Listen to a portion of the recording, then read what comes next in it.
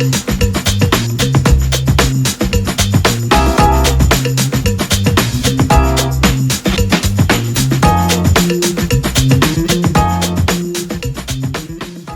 saudara, kita akan dengarkan firman Tuhan dari kebenaran Kolose 2 ayat yang ke-13 sampai ke-15. Kolose 2 ayat yang ke-13 sampai ke-15. Firman Tuhan ini sangat luar biasa, mengajar dan memberitahu kita bagaimana pekerjaan Tuhan dalam hidup kita masing-masing. Biarkanlah pada kesempatan ini hati kita dibuka untuk melihat kebenaran yang ditulis dalam Kolose 2 ayat 13 sampai yang ke-15.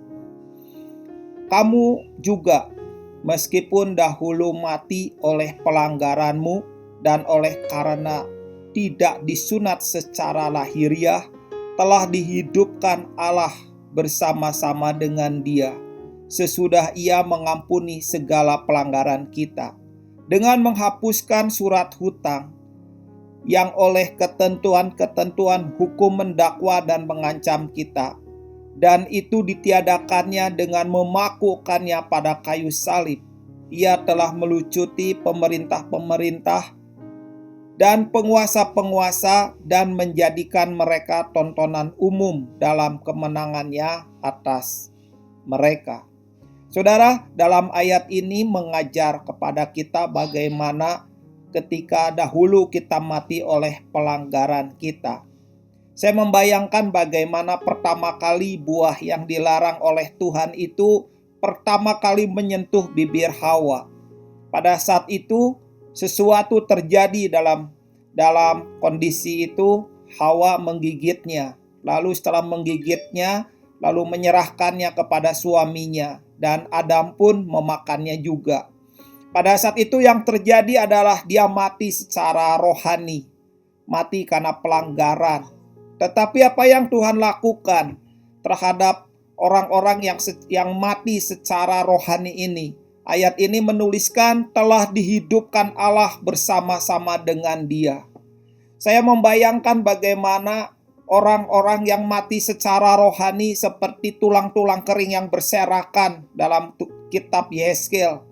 Pada waktu itu Tuhan berkata kepada Yehezkiel supaya bernubuat, lalu bernubuatlah mereka kepada tulang kering, dan tulang kering itu mulai bersatu, mulai membentuk tubuh, lalu mulai ada uratnya, mulai ada tulangnya tuh bersatu, lalu ada ototnya, lalu tertutup kulit, dan semuanya masing-masing menjadi pasukan. Dan membayangkan seperti itu, saya begitu merasakan satu hal yang sangat luar biasa. Bagaimana Tuhan telah menghidupkan kita bersama-sama dengan Yesus.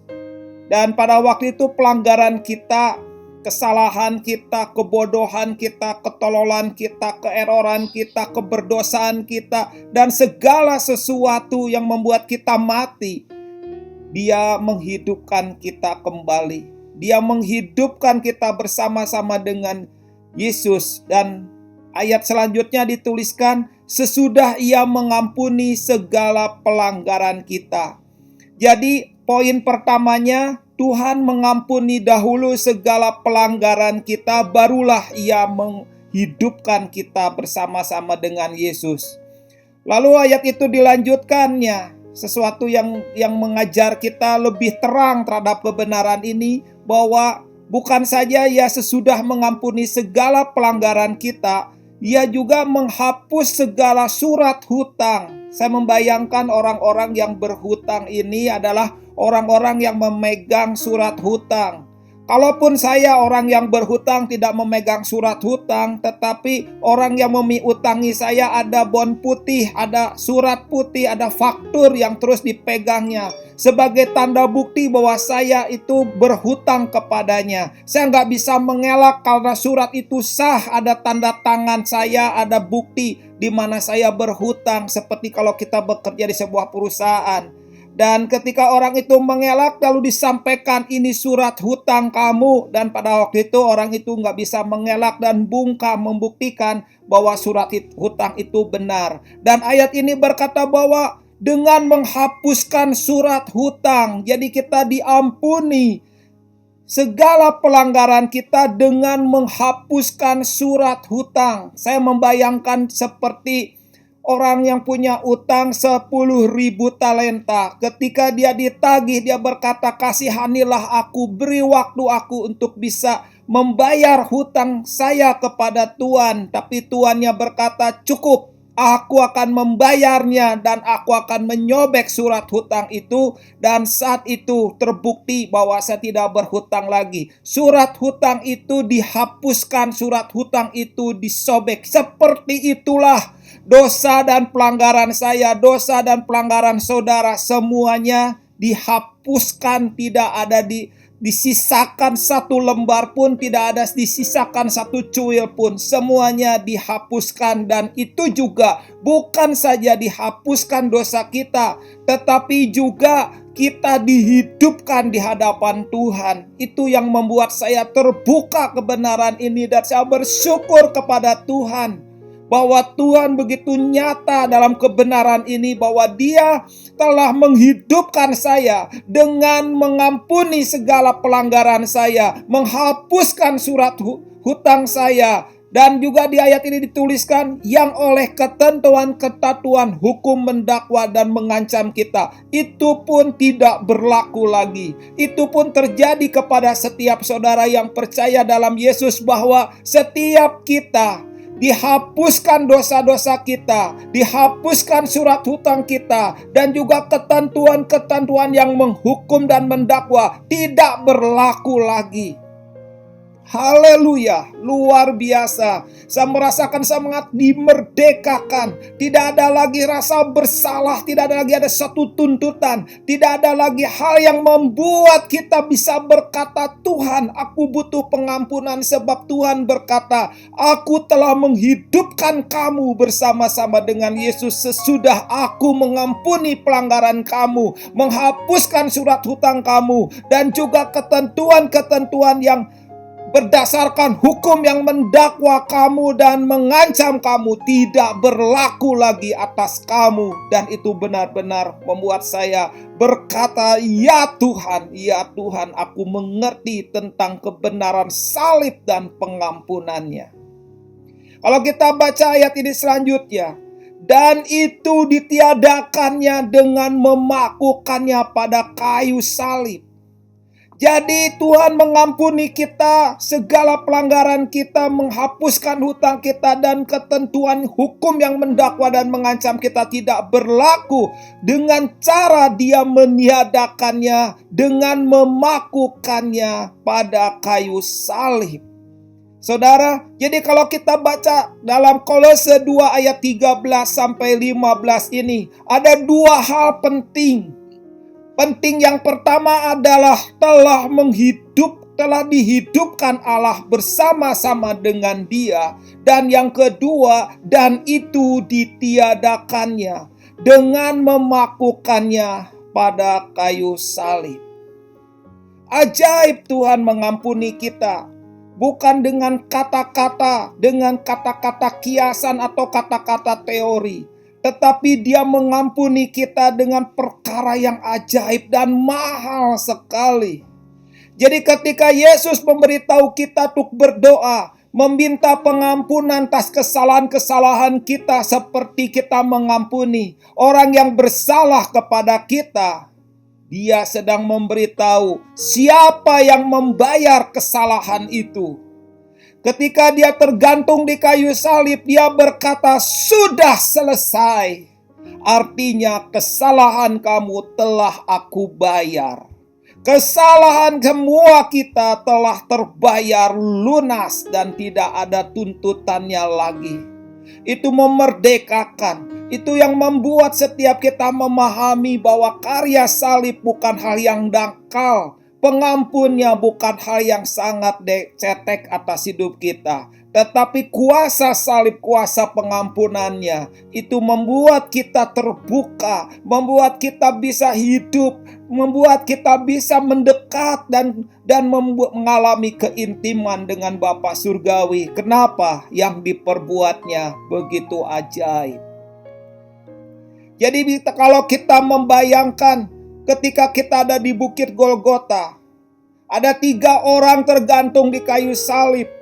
Ada 2 orang di sekeliling Yesus, yaitu 2 orang berdosa. Tuhan Yesus itu disamakan dengan orang berdosa pada waktu itu. Yang satunya menentangnya, tapi yang satunya berkata, "Tuhan, ingatlah aku." Tapi Yesus pun berkata, "Engkau saat ini juga telah bersama-sama dengan aku di Taman Firdaus." Saudara, apa yang terjadi pada waktu itu? Ketika Yesus di atas kayu salib, memandang pas orang-orang Romawi yang pada saat itu mereka dengan pakaian lengkap tentara. Dia telah memakukannya, telah menyiksanya, telah mendorongnya jatuh, telah menggantungnya di kayu salib pada waktu itu. Yesus juga melihat wanita-wanita yang berduka, dan mereka menangis dengan wajah yang begitu sedih sekali. Dan saat itu juga yang terjadi, seluruh surga juga sedang memperhatikan apa yang terjadi. Seluruh surga berdiri memandang Golgota. Tetapi pada waktu itu Bapa Surgawi tidak berkata apapun. Dia tetap berkata, itu harus terjadi. Seorang malaikat datang mendekat kepada Bapa Surgawi, itu terlalu menyakitkan. Penderitaannya begitu menyakitkan. Bisakah dikurangi supaya tidak terlalu menyakitkan? Tetapi Bapa Surgawi menyela dengan lembutnya. Kalau itu dilakukan, berarti bukan kasih. Kasih itu total, kasih itu pol, kasih itu mentok. Pengorbanan yang pol, pengorbanan yang mentok, pengorbanan yang sampai batas yang tertinggi. Itulah pengorbanan yang dilakukan oleh anak domba. Karena itu Bapa Surga, kalau kita tahu bagaimana pekerjaan Bapa Surgawi begitu luar biasa. Rencana pengorbanannya dilakukan untuk anaknya. Dan itu telah Tuhan pertama kali nubuatkan ketika sang benih di dalam diri seorang perempuan yang pada saat itu tertunduk malu. Sang benih itu akan meremukkan kepala setan, dan setan akan berusaha mencari dan menghancurkan sang benih itu. Karena itu sang benih itu akan muncul, akan menginjak kepalanya, akan meremukkan kepalanya. Pada saat itu setan tidak pernah menyangka bahwa itu adalah satu hal yang ajaib, satu hal yang luar biasa, satu hal di mana nubuatan pertama kali sang benih itu akan meremukkan kepalanya dan setan akan mematuk tumitnya. Peristiwa itu terjadi di Golgota. Peristiwa itu sesuatu yang begitu ajaib. Siapa yang percaya dengan salibnya, siapa yang percaya dengan darah pengorbanannya, saat itu juga Adam yang mati, Hawa yang mati secara rohani dihidupkan. Kita yang mati, saudara dan saya yang mati secara rohani dihidupkan. Pada saat itu juga semua pengorbanannya berbicara tentang harga yang dibayar. Sudah selesai, sudah lunas. Kesalahan apapun bentuknya sudah terbayarkan. Tidak ada kesalahan yang tidak diselesaikannya. Tidak ada kesalahan dan pelanggaran yang tidak diampuninya. Saat ini kita tahu betapa berharganya setiap kita di hadapan Tuhan. Saudara, Bapak, Ibu, Saudara dimanapun kau berada, poin penting dalam kebenaran ini adalah hidup di dalam pengampunan. Kekristenan itu berbicara Tuhan yang mengampuni kita. Kekristenan itu berbicara tentang pengorbanan pengampunan yang begitu besar. Karena itu hal yang jahat Kalau dituliskan dalam perumpamaan pengampunan, di mana orang yang punya hutang 10.000 talenta itu diampuni dan dihapuskan dosanya. Saat itu yang terjadi ketika dia bertemu dengan orang lain yang punya hutang 100 dinar. Dia mengancamnya, dia mengintimidasinya, dia membawanya ke kantor polisi, dia melemparkannya ke dalam penjara, dan dia berkata, "Bayar hutangmu." Dia bertindak kejam. Saudara-saudaranya yang melihat hal itu merasa sedih, dan ketika dilaporkan kepada raja bahwa kisah itu adalah kisah di mana kita sebagai orang yang sudah diampuni dosanya, tapi kita tidak menghargai salib dan pengampunannya. Itu yang menjadi hal yang sangat jahat di mata Tuhan. Kalau seandainya kita yang diampuni dosanya, tapi kita sendiri tidak menghargai salib dan pengampunannya. Itulah sebabnya pada saat berita itu didengar oleh raja, si hamba 10.000 talenta ini ditangkap, lalu ditanya, "Bayar hutangmu." Lalu dijebloskan ke dalam penjara dan berkata, "Kamu akan tetap terpenjara sampai hutangmu lunas." Itu artinya tidak akan pernah bisa keluar dari penjara lagi, karena dia tidak akan pernah mampu membayar hutangnya dari dalam penjara. Saudara, kalau kita memahami bahwa kekristenan adalah salib dan pengampunannya, bagaimana kita hidup dengan hati yang keras? Bagaimana kita hidup dengan hati yang tidak menghargai salib dan pengampunannya? Bagaimana kita bisa meremehkan salib dan pengampunannya? Kalau seandainya kita tahu bahwa begitu luar biasa apa yang telah Tuhan perbuat atas kita, maka orang-orang yang kenal Tuhan, yang makin hidup di hadapan Tuhan, makin mengerti artinya salib dan pengampunannya.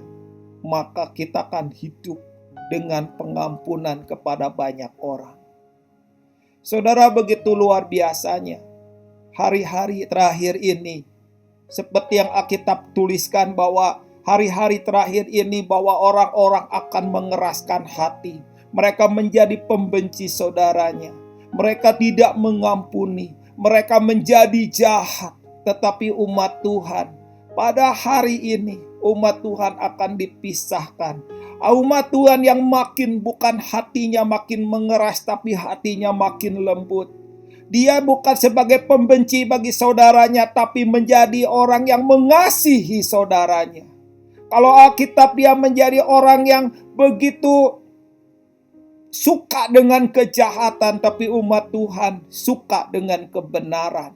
Inilah waktunya yang menentukan bagi kita. Salib dan pengampunannya adalah begitu mahal, karena Bapa Surgawi dia bayar dengan darah anaknya. Dia bayar dengan hidup anaknya. Dia bayar dengan kematian anaknya. Biarlah kita semua di tempat ini hidup dengan salib dan pengampunannya. Kita hargai, kita hormati harga yang telah dibayar oleh Bapa Surgawi, telah dibayar oleh anaknya di kayu salib. Dan kita semua hidup dalam salib dan pengampunannya, hidup dalam anugerahnya. Karena itu kalau kita membaca 2 Kolose tadi ayat 2:13-15, ayat ini membuat saya merenung sangat begitu dalam. Tuhan, sepertinya ayat ini nggak tersembunyi. Sekian puluh tahun saya menjadi orang Kristen, saya nggak bisa menemukan ayat ini begitu dalam terbuka, bahwa Engkau telah menghidupkan aku bersama-sama dengan Dia, dan Engkau juga meniadakannya. Segala pelanggaran kita, menghapus surat hutang dan ketentuan-ketentuan hukum yang mendakwa dan mengancam kita dengan meniadakannya, dengan memakukannya pada kayu salib. Saat ketika saya merenungkan ayat ini, saya berkata, wow, selama ini kebenaran ini tertutup. Selama ini saya tidak bisa mengenali kebenaran ini dengan begitu terang sekali. Tapi hari ini saya berkata kepada Tuhan, Kebenaran ini begitu terang. Kebenaran ini membuat saya tahu bahwa Bapa telah menghidupkan kita bersama-sama dengan Yesus, dan itu dilakukannya dengan meniadakannya, dengan memakukannya pada kayu salib. Itu yang membuat saya tercengang, itu yang membuat saya merenung, itu juga yang membuat saya semakin kagum akan karya salib Tuhan atas hidup kita. Amin. Saya berdoa untuk kebenaran ini, untuk firman Tuhan. Terima kasih Tuhan untuk kebenaran ini. Biarkanlah kami semua diajar dengan kebenaran yang mengajar setiap kami bahwa Engkau telah menghidupkan kami, dengan mengampuni dosa-dosa kami dan pelanggaran kami. Dan Engkau juga telah menghapus hutang, segala surat hutang kami, tidak menyisakan satu lembar pun. Dan juga Engkau meniadakan tuntutan daripada ketentuan-ketentuan hukum. Terima kasih Tuhan untuk anugerah-Mu. Di dalam nama Yesus. Amin. God bless.